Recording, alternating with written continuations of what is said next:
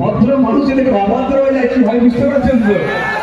এবার ওয়াকাফ ছেলেদের বলে দিন